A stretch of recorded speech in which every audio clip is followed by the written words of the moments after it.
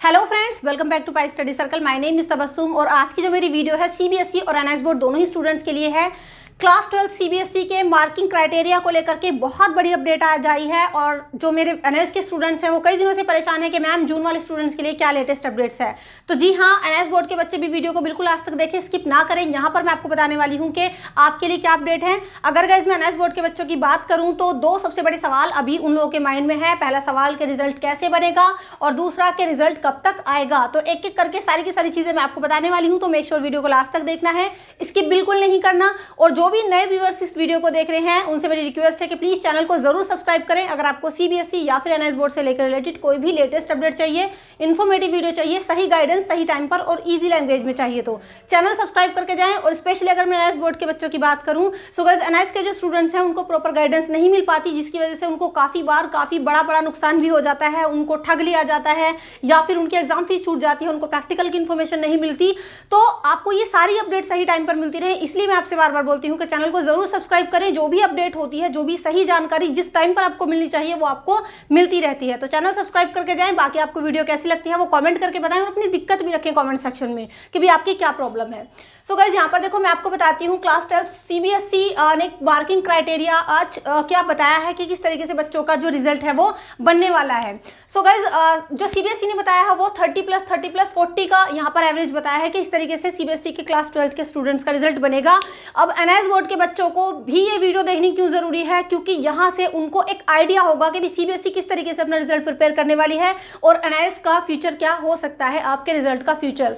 तो देखो 30+30+40 ये सीबीएसई ने बताया है। अब इसका मतलब क्या है, तो देखो बच्चों 30% आपके लिए जाएंगे 10th क्लास से। कहाँ से?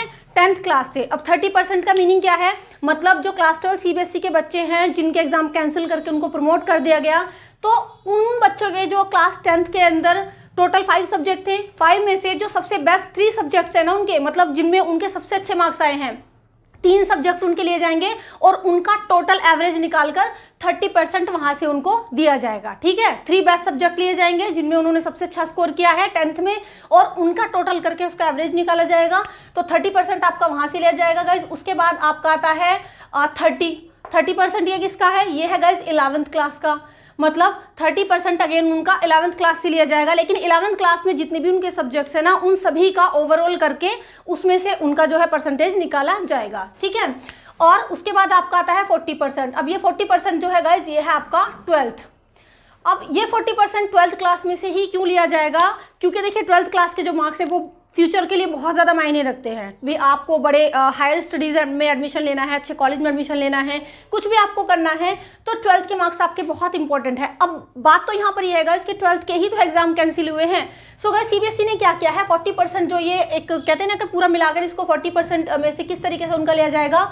सबसे पहले जो बच्चों के यूटी हुए हैं है ना, उनके मतलब जो भी उनके यूटी हुए हैं ऑनलाइन क्लासेस के थ्रू, और साथ ही साथ उनके मिड टर्म हुए हैं, प्री बोर्ड एग्जाम्स हुए हैं, तो इन सभी चीज़ों को मिलाकर उनका 40% का एवरेज निकाला जाएगा। इसके अलावा गाइस सीबीएसई के जो स्टूडेंट्स हैं उनको प्रैक्टिकल के लिए भी बोला गया है। प्रैक्टिकल उनके स्कूल में मतलब हो रहे हैं, ऑनलाइन मोड पर हो रहे हैं, तो उनके प्रैक्टिकल और इंटरनल जो असेसमेंट होता है उसको भी जोड़ा जाएगा उसमें। तो कुल मिलाकर जो 12th में जो उनका जो 40% उनका लिया जा रहा है, उनका UT, mid term, pre board, practical, internal assessment सबको मिलाकर उसका 40% निकाला जाएगा, तब उनके मार्क्स दिए जाएंगे। तो इस तरीके से 30% उनके 10th के 3 बेस्ट सब्जेक्ट जो होंगे उनमें से लिया जाएगा, 30% उनके 11th के ओवरऑल जितने सब्जेक्ट्स हैं उनमें से लिया जाएगा और 40% उनके 12th के जो प्री बोर्ड हुए हैं, मिड टर्म हुए हैं, यूटी हुए हैं और जो अभी उनके 28 जून तक जो है प्रैक्टिकल की डेट भी एक्सटेंड कर दी गई है, तो उसका ओवरऑल निकाल के उनका रिजल्ट बनेगा। तो गाइस ये तो हुई हमारी सीबीएसई स्टूडेंट्स की बात। अब देखो यहाँ पर मैं बात करूँ कि अब एनआईएस स्टूडेंट्स का क्या। तो देखो एनआईएस के स्टूडेंट बहुत परेशान हैं, जून वाले बच्चे, कि मैम हमारा रिजल्ट जो है वो कैसे बनेगा। सबसे पहले गाइस यहाँ पर मैं बात कर लूँ 10th के स्टूडेंट्स की। ठीक है, जो हमारे 10th के स्टूडेंट्स हैं, एक मिनट, जो हमारे 10th के स्टूडेंट हैं गाइस उनका जो रिजल्ट है आपको पता है वो डायरेक्टली उनका जो है टीएमए यानी ट्यूटर मार्क असाइनमेंट के बेस पर बनेगा। ठीक है, 10th वालों का केवल टीएमए के मार्क्स बेस पर उनका रिजल्ट बनने वाला है। साथ ही साथ दूसरा सवाल का रिजल्ट कब तक आएगा। लेकिन यहाँ पर गाइस अगर मैं बात करूँ 12th का, तो 12th का जो रिजल्ट है उनका वो उनका टीएमए प्लस कोई भी उनका इंटरनल असेसमेंट, अभी इंटरनल असेसमेंट को यहाँ पर क्लैरिफाई नहीं किया गया है, तो इंटरनल असेसमेंट के बेस पर उनका रिजल्ट बनने वाला है। ठीक है, ऑब्जेक्टिव क्राइटेरिया हो सकता है, इंटरनल असेसमेंट हो सकता है, कुछ भी ये चीज़ें हो सकती हैं जिनके बेस पर आपका रिजल्ट जो है बनने वाला है। तो बहुत सारे बच्चे परेशान हैं। 12th के स्टूडेंट्स में अगर बात करूं एनआईएस बोर्ड के बच्चों की, तो 10th का आपका टीएमए के बेस पर और 12th का आपका इंटरनल असेसमेंट ऑब्जेक्टिव क्राइटेरिया, कोई भी ये पैटर्न रख सकते हैं जिसके बेस पर ये आपका रिजल्ट बनेगा।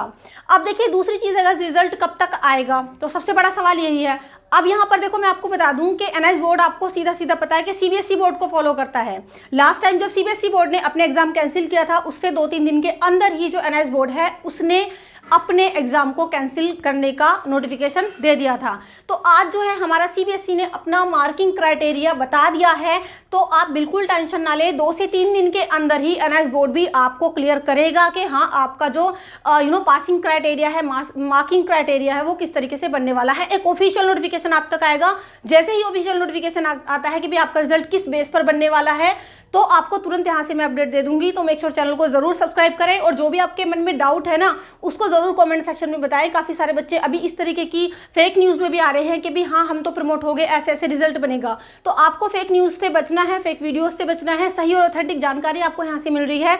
तो चैनल सब्सक्राइब करके जाए, वीडियो को शेयर करें, आपकी जो भी प्रॉब्लम है आप उसको कॉमेंट सेक्शन में रखें। मैं मेक श्योर जल्द से जल्द वीडियो आपके लिए लेकर के आऊंगी। तो जैसे ही कोई भी ऑफिशियल नोटिफिकेशन आता है, अपडेट आती है, आपको इस चैनल पर सबसे पहले सही जानकारी और बहुत ईजी लैंग्वेज में मिलेगी।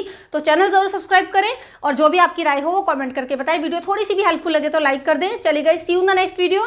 Till then keep studying, bye study. Thank you so much and good bye.